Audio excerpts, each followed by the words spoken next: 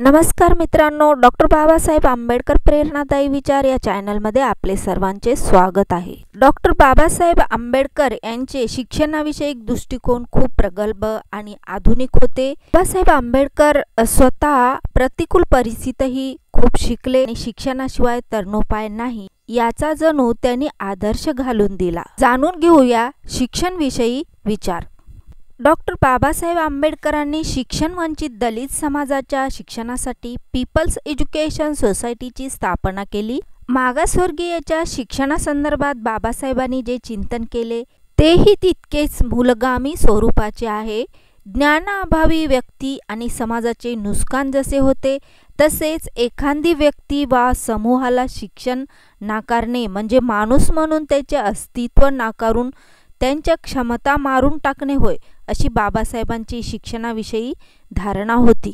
बाबासाहेबांना उच्च शिक्षणाद्वारे समता, स्वातंत्र्य, बंधुभाव ही मानवी मूल्ये स्वीकारलेला एक स्वाभिमानी आधुनिक समाज निर्माण करायचा होता। बाबासाहेबांच्या शैक्षणिक चळवळीचा हाच खरा मूलधार होता। सर्व सामाजिक दुखण्यावर उच्च शिक्षण हेच एकमेव औषध आहे, असे डॉक्टर आंबेडकरांनी एका सभेत म्हटले होते। बाबासाहेबांनी स्वातंत्र्यपूर्व भारत सरकारकडून मागासवर्गीय विद्यार्थ्यांसाठी 3 लाख रुपयाचा निधी मिळविला होता। परिणामी बऱ्याच विद्यार्थ्यांना शिष्यवृत्ती मिळू लागली होती।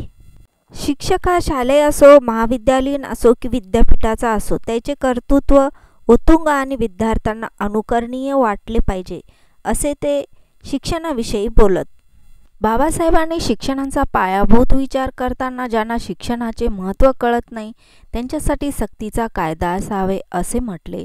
शिवाय शिक्षण सरसकट सर्वांसाठी मोफत न करता जे फी देऊ शकतात त्यांच्याकडून ती घ्यावी, म्हणजे सक्तीच्या शिक्षणाचा खर्च भागविण्यास मदत होईल, असे त्यांचे मत होते। शिक्षण हा समाजाच्या प्रगतीचा मार्ग आहे हे जाणून विद्यार्थ्यांनी भरपूर अभ्यास करावा आणि समाजाचे विश्वासू नेते बनावे, असे डॉक्टर बाबासाहेब आंबेडकर म्हणायचे। डॉक्टर बाबासाहेब आंबेडकर प्रेरणादायी विचार हे जर आपल्याला आवडत असतील तर या चॅनलला नक्कीच सबस्क्राईब, लाईक, कॉमेंट आणि व्हिडिओला जास्तीत जास्त शेअर करा।